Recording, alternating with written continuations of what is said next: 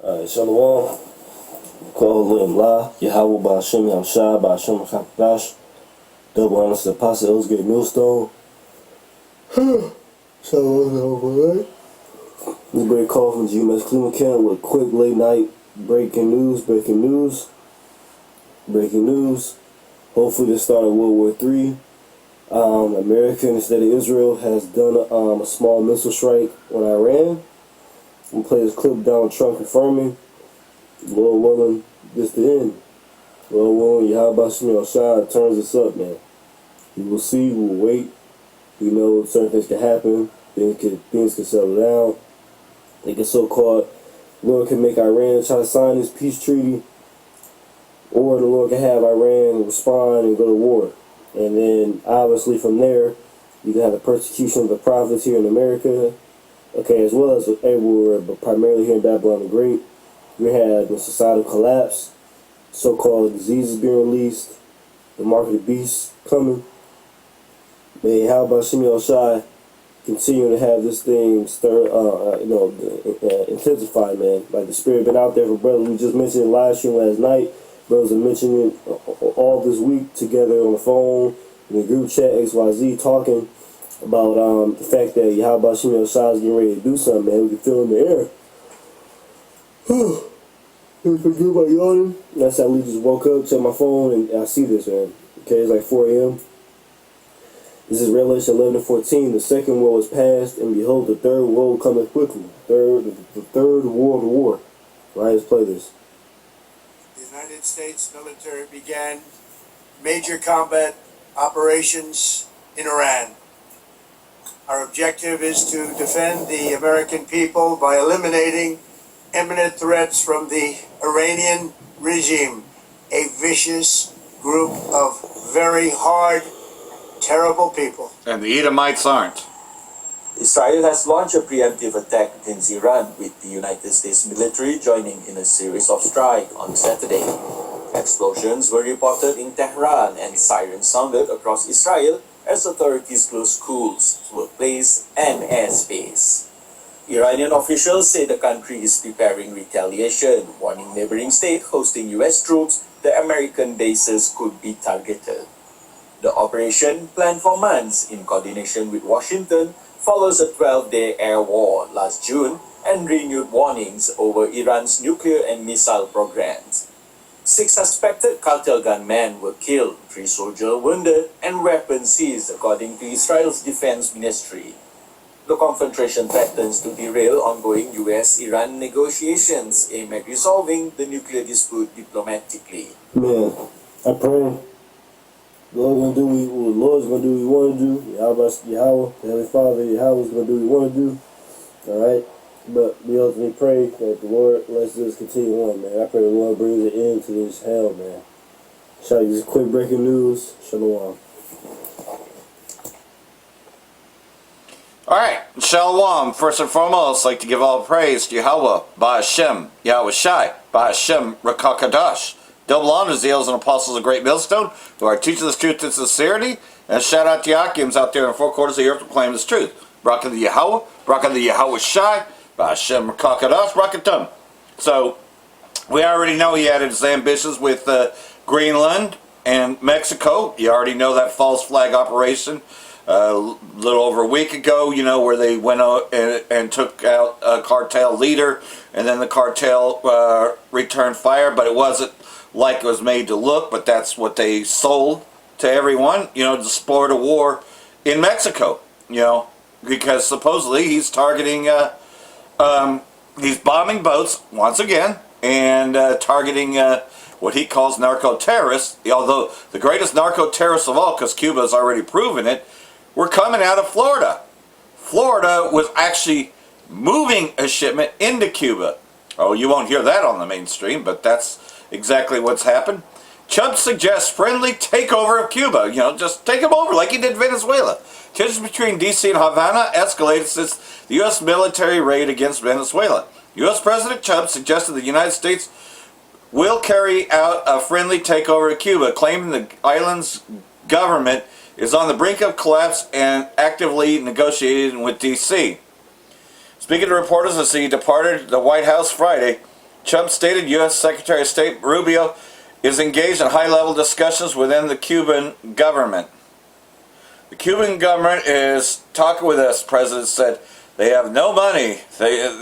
So basically it's a friendly takeover, not like it was with Venezuela. You know, oh, help us financially. You believe that?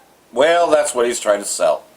But this is the main one, you know. Trump announces major combat operations against Iran.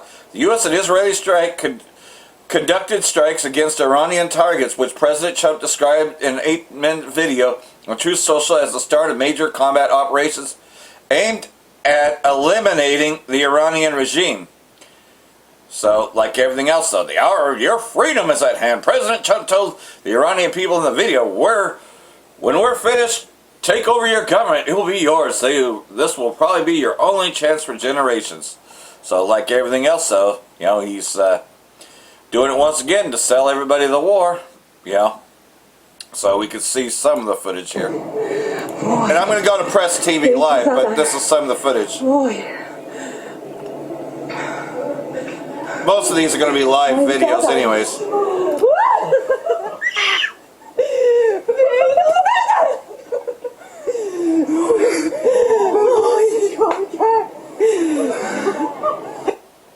So there it is. You know, in Tehran. This is a strike on the presidential palace in Tehran. So, here we go. This is Press TV Live, so they'll let you know a little bit more, as at least you're getting a feed from Tehran itself. That's where Press TV mainly, you know, broadcasts out of. That there is someone who's asking for their, you know, for their well-being and confronting those who slaughtered them, those who killed them, those who you know, starved them, and so you can see that's what it looks like on the streets over there. Basic food and water.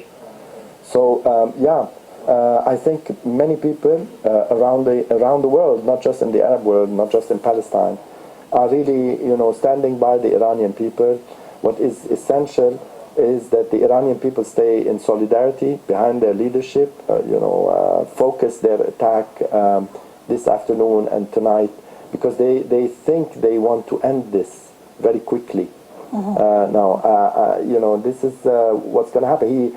Trump thinks that if it's more spectacular and he creates more bombing, this will actually make the Iranians give up. And, well, this is going to be a big challenge for the Iranian people, but I think there's solidarity and make the Iranians give up. And well, this is going to be a big challenge for the Iranian people, but I think there's solidarity and their willpower will remain stronger than... Seems to be relooping. Thank you very much, Professor Ahmed Nashabi, for being with us and for all the insight, of course, especially on issues related to justice. I'm sure we're going to be following up the developments of this aggression with you throughout perhaps the days, weeks, God knows how long it might take place. Thank you very much for being with us. Just to give you a recap of the latest breaking news that we have. We know from Israeli media that sirens are sounding in all of Naharaya and the Golan Heights, as well as basically other areas. We heard from the beginning of the aggression, just less than 2 hours. So, as you heard it from them, you know, some of the retaliation, Golan Heights and places in the Israeli state have already been, you know, from the Congress. There we go. Hold on. Now he's doing it. Who's telling him that maybe this strikes or aggression against Iran will not go into a regional war or maybe World War III? Who can prevent that to happen in case he wants to continue? By some advice from the devil in Tel Aviv. I'm talking about Benjamin Netanyahu. So what's in it for the United States? What's the benefit of the United States going into war against Iran? The least of the flock shall draw them out. They will lose some of big ships, warships, in the Gulf right now. And I heard that this morning, Iran retaliate by big quantity of missiles against Israel, the Zionist entity, against the American bases, and also they hit very strongly one of the logistic warship in the sea. So you're So saying up that it's not. So you heard it, that they actually hit the ship. You wouldn't hear this from anywhere else. The U.S. is not going to tell the people, oh, by the way, our ship was hit. Unless they're trying to get everybody to support the war. Trump Iranian missile claim unsupported by U.S. intelligence. See, even they're saying that they don't have anything. Trump's claim about Iran's missile capability came as representatives from the U.S. and Iran negotiate over Tehran's nuclear program.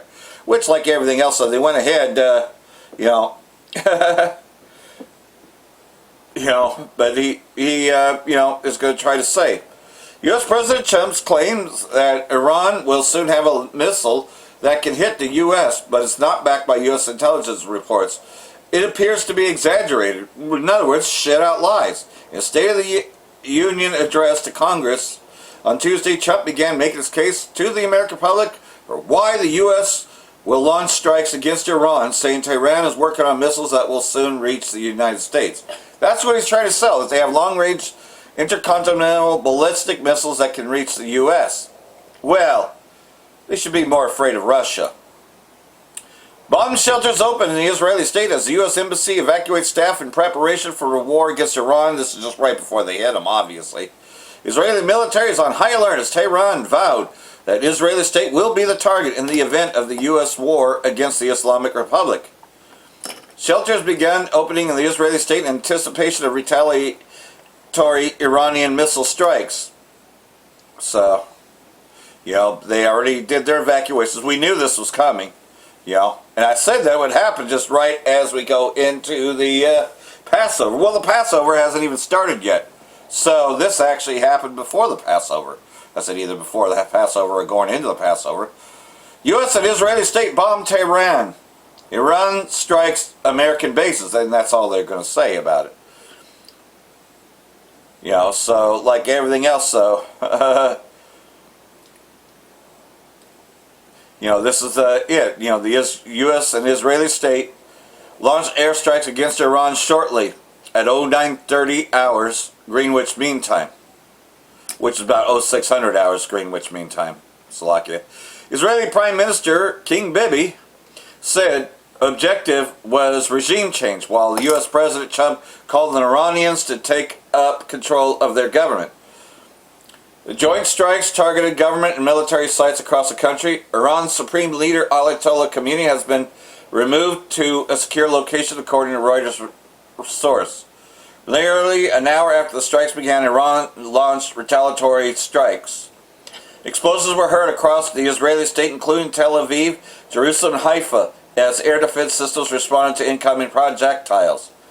Iran also targeted U.S. military bases in the region, with strikes reported from Riyadh, Abu Dhabi, Dubai, Manama, Doha, and Kuwait. Blasts were also heard in the Jordanian capital, Amman.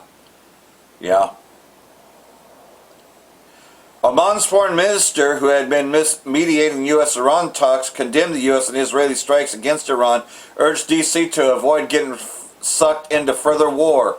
That is not theirs.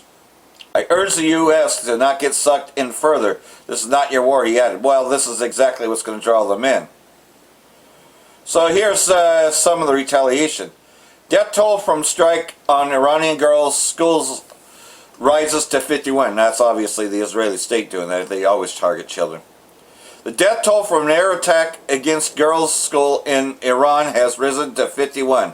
The attack on Saturday morning hit Shahid Tayyip School in Mina City in the southern Hormozgan province. The victims were between 7 and 12 years old, according to Iran.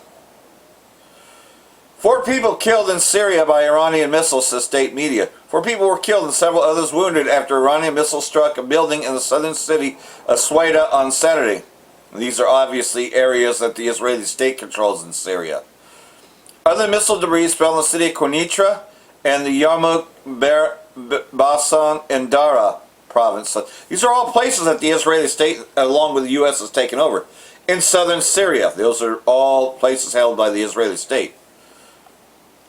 The sound of warplanes were heard repeatedly in the skies over Syria on Saturday after the U.S. and Israeli state launched attacks against Iran. Dozens of interceptor missiles were seen in the skies over Damascus. See, that's another thing that could cause Damascus to cease. If they ever get that airport, if the U.S. or, Israeli state ever launched or conducted strikes against Iran, this too could cause Damascus to cease in that day. So we know that this is it. Russia's Lavrov condemned strikes against Iran. Lavrov condemned what the ministry describes as an unprovoked armed attack by the U.S. and Israeli state against Iran and urged an immediate halt to the strikes. So like everything else, though, of course the Kurds. The Kurdish Free Life Party, armed Kurdish Iranian group, told MEE it seeks to turn the current conflict into opportunity. See, the Kurdish region is how they're going to send ISIS in. Those recent ISIS escapees, well, not escapees, but the ones that were transferred to Iraq, could come in this way. The current situation contains both opportunity and threat. We are trying to turn it into an opportunity. So, like everything else, though, here it is. So we'll play this one. I can hear you. That's good. I have got a little microphone, luckily, on me. Good. I don't. You sound fine, actually. Yeah, no, I mean. Sound great, better than fine. That's great. So we'll play some of this. We're in the show. Being on the offensive, now Iran says we have to go all out. We have to make it very clear this is existential for us, and we will use all means necessary to defend ourselves. And that means, unfortunately, hitting the Gulf states. But as I said, it's a very, very it's on the knife's edge and a very, very tightrope walk, if you will, because if you escalate too much, you're risking rallying the Gulf states around to kind of disentangling themselves from Iran, which is obviously not in Iran's interest. Okay, so I mean, it's clear that part of the strategy is for the Gulf states to kind of get the US to say, hey, we don't want to go into this war. This is quite bad, and so it's escalating pressure on that. And you mentioned they're walking this tight edge. What other options do the Arab states have? I mean, and do you think there's some back channeling going on between the Iranians and Arab states? Because there was previously with the Israelis. What do you think is happening there in the background? Most certainly, Qatar and Oman will try to keep the back channels open. At the moment, I think it's a very messy situation. Messy in the way that the Iranians have prepared for this war is by delegating command and control to the local level and let them basically get on with it, including missile strikes are coordinated on the local operational tactical level. Because on the strategic level, we still, too much fog of war. We don't really know what happened. I think it will be difficult. The same thing, I mean, Qatar in particular will have to tackle with a response to these attacks from Iran. I think today will be a difficult time to maintain that open channel of communication, but they will certainly try. Oman and Qatar this morning were talking to one another, already coordinating, saying what can we do, what's the next move to kind of go back from full-out escalation and return to some sort of negotiation. I don't think people are hopeful in Oman or Qatar this morning that something will be around the corner as it was in June, where the attack by the US could be easily translated into a diplomatic off-ramp. I think we're not at this stage, because the Iranians now will have to show strength, and it would look like a surrender if they were to return immediately to the negotiation table. Yeah, you could end those talks, which was used as a pretext, but nonetheless, though, is full all-out war. IRGC pounds U.S. bases across West Asia following U.S.-Israeli aggression. The Islamic Revolution carried out a string of simultaneous and massive strikes against U.S. military bases across West Asia in retaliation for the strikes targeted several cities in Iran, including the capital Tehran. So, like everything else, so here's some of the footage. So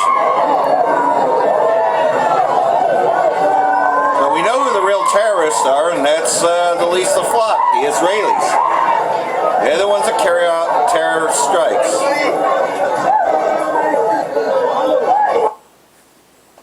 And that looks like footage from Tehran. Yeah, that's in Minhab, Iran.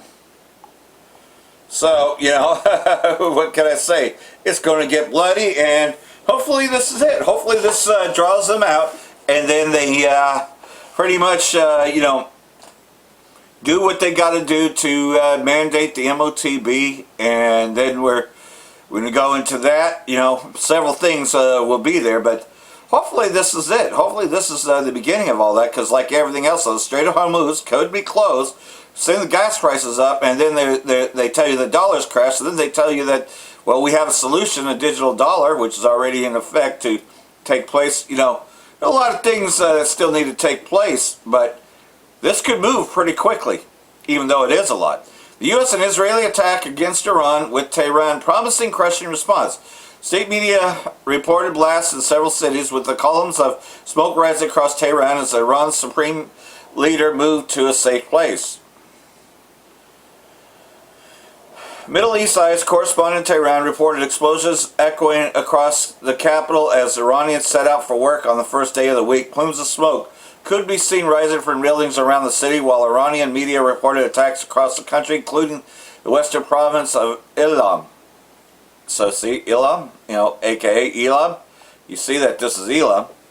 Iranian media did not immediately disclose the death toll, but Reuters reported that the Iranian Supreme Leader Ayatollah Khamenei had been moved to a safe place.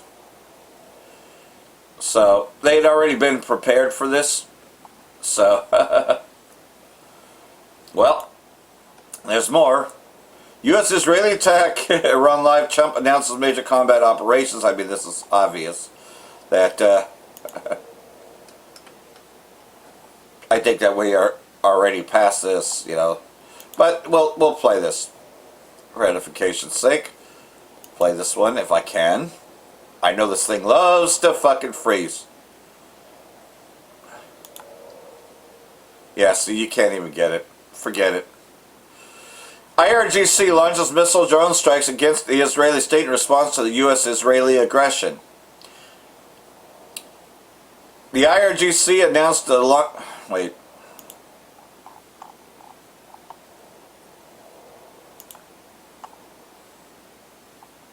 Yeah, I think that this is the same one. Well, you could say that. Iran launches retaliatory missile strike against Israel. Okay, this was more dealing with the Israeli state. Air raid signs sounded across the city as missiles were detected and destroyed mid-air, with smoke visible in the sky after the interceptions. Earlier Saturday, Israeli state launched the preemptive attack under the name Lion's Roar, declaring a special and immediate state of emergency across the country.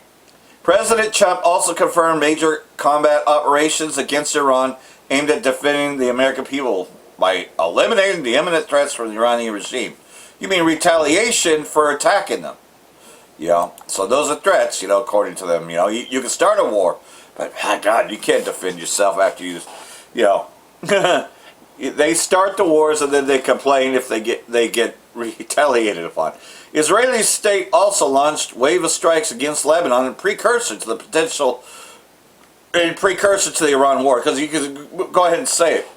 Israeli army carried out at least 8 airstrikes across eastern Lebanon on Thursday, focusing on the Beirut area.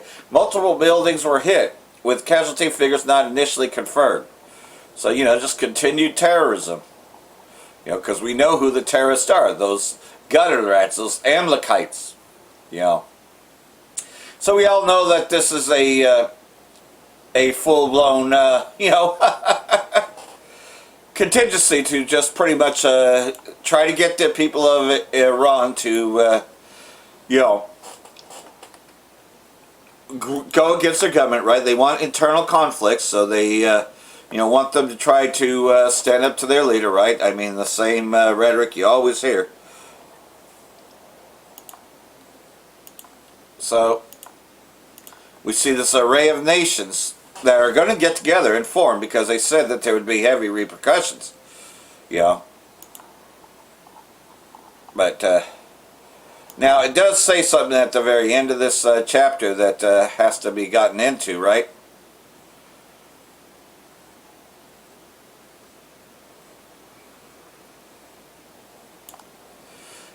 That Iran's going to be hit. I mean, you have to get into it, because Elam is another term for Iran. So we see that this war is coming, to Iran, and at least the flock is drawing them in. Jeremiah chapter 49, verse 35. Thus saith the Lord of hosts, behold, listen carefully, I am about to break the bow of Elam, the finest weapon of their strength. I will bring upon Elam the 4 winds from the 4 corners of heaven, and I will scatter them towards all those winds, and there will be no nation to which the outcasts of Elam will not go. So, yeah, it does seem to talk about a defeat here. However, though, This also will destroy Babylon. So I will cause Elam to be shattered before their enemies, and before those who seek their lives, and I will bring disaster on them. Even my fierce anger, saith the Most High, and I will send the sword after them until I have consumed them. So there it is. This is why Iran will never be let go of. And it's the Most High is doing it. Remember, the ultimate author is Yahweh Shai. Then I will set my throne of judgment in Elam, and I will destroy from there the kings and princes, says the Most High. But it will be in the last days that I will reverse the captivity and restore the fortunes of Elam, saith the Most High. Okay, so actually that's just it. It's going to restore Elam. And that explains everything about their response and how, Iran, even though they're being attacked, they still are going to destroy, ultimately, the Israeli state and the U.S. over there. They're going to actually, be, going to prevail. It goes into more detail even in Ezekiel 38, because guess who supports Iran? Not only the Arab states, but also, Russia and its allies, which include China. China's a big-time ally of Russia. Therefore, hear the plan of the Most High, this is verse 20, that he has devised against Edom, and hear what he has purposed against the inhabitants of Teman. Surely the least of flock, surely he shall make their habitations, their dwelling place desolate because of them. These Israelis, that started the war. Behold, he will mount up and fly swiftly as an eagle and spread his wings against the city of Basra. What's that great city? Babylon, right? And in that day, the heart of the mighty warriors of Edom will be like the heart of a woman in childbirth, So that's when the nuclear missiles come. And you see the angels of the Most High destroying this place. Now, there's more, but this is the heart of everything that's about to take place. And this is after the MOTB is mandated. I mean,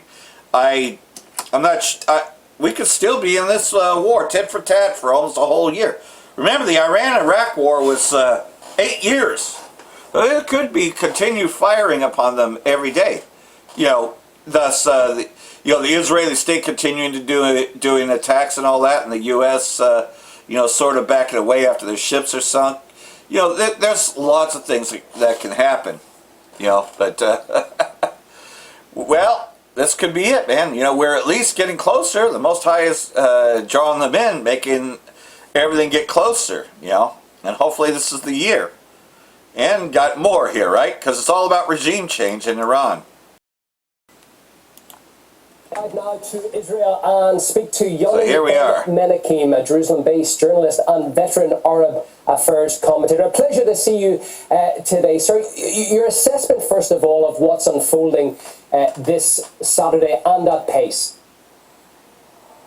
What is unfolding, if you base it on the statements of Prime Minister Netanyahu and President Trump, is that there is a full Israeli-American campaign trying to topple the regime in Iran, headed by Ali Khamenei, and destroy all the military capabilities of the Iranian regime. Donald Trump has confirmed that U.S. rockets struck Iran, and this, of course, happened amidst what appeared to be some progress being made in ongoing negotiations on Iran's nuclear program. Do you think the timing of this attack was correct, or should diplomacy have been allowed to at least take shape a little bit further? I don't think so. I think the negotiations came to a dead end, and the Israelis and Americans already prepared a few weeks ago, maybe 2 months ago. They prepared this military campaign and coordinated it fully between the Israeli army and the American army, and there was just the military plan was ready and was waiting for the order of the President Trump and the Prime Minister Netanyahu to go forward. And I think that at the end of the week, after the talks in Geneva, the Americans came to the conclusion that nothing will come out of these negotiations, and that the Iranian approval doesn't meet the demands of President Trump. So it's better to go ahead and start the attack, hoping maybe that along the way the Iranians will, as a result of the attack, they will yield to come back to a negotiation table on the American terms. But is that not what we've seen so many times before, Yoni, play out? That when a nation comes under attack from external forces, it brings that nation actually together, especially when we see the casualties that no doubt are going to come out here, that the overall ploy of trying to topple a government, especially the scale of Iran's right now, today, 2026, that's something that many would call impossible.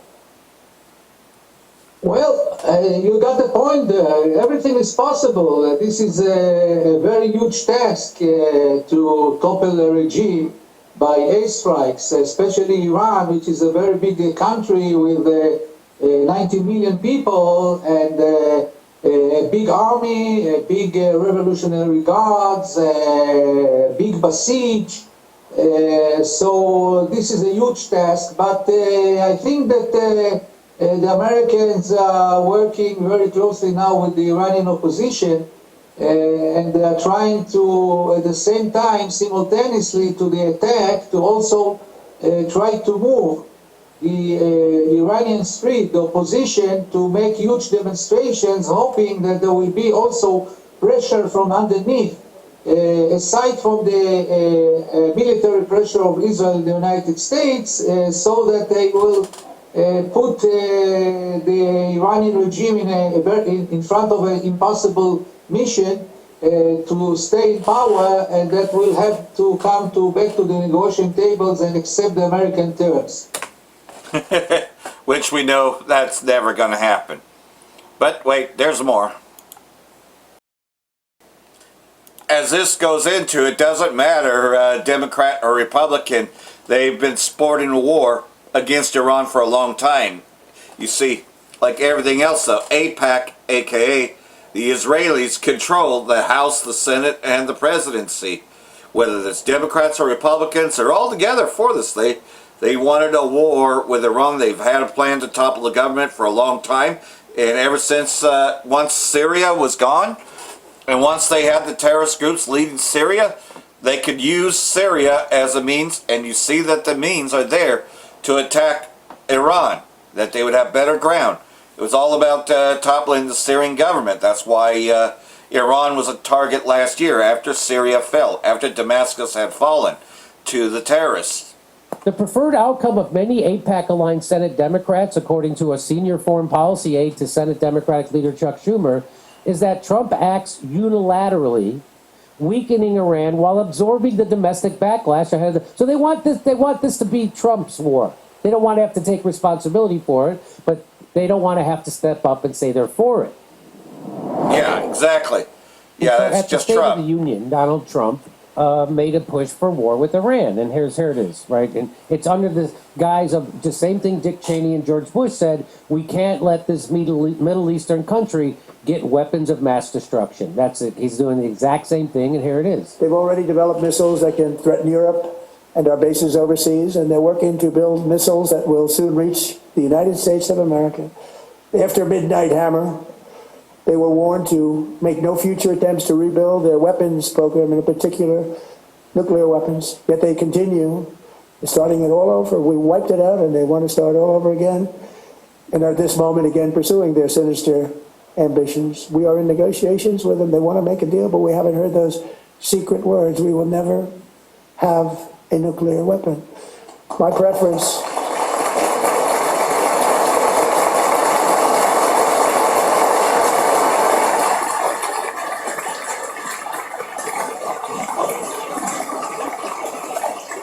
So that's the Democrats standing with the Republicans, many Democrats standing and cheering for the war in Iran. So why would they do that?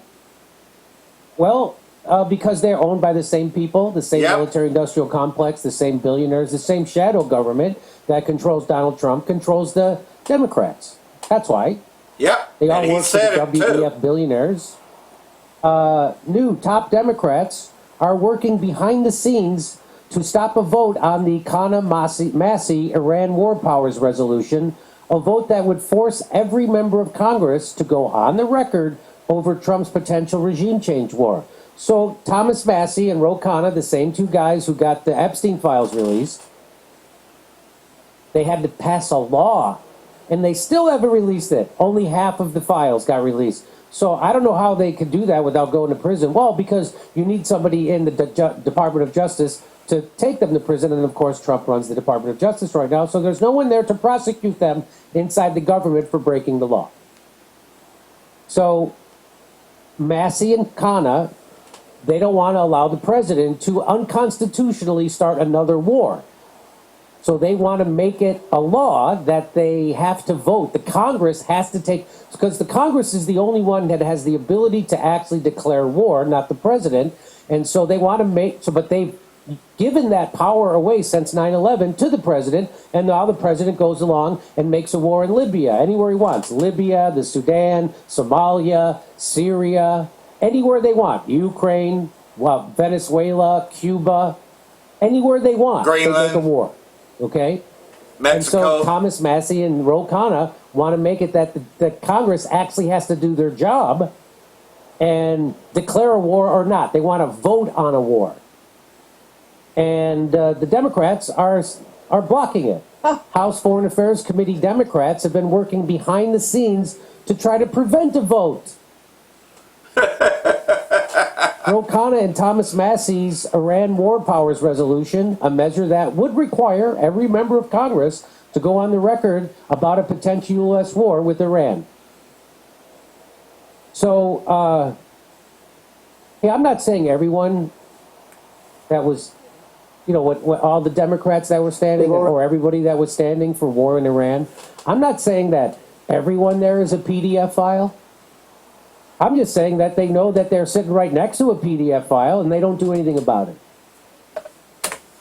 And like everything else, Esau's being exposed every day, and this should be very edifying to us to see that, okay, the war has begun, and so there's just a few more things. The Most High is speeding things up for the elect's sake, because we've been silent crying for the abominations being committed. Hopefully all this has been edifying. Shalom, Barak the Yahweh, Ba'Hashem, Yahweh Shai, Ba'Hashem Rakakadosh, Wa Abba Babal. Brakatum, Jehovah elect. Shalom.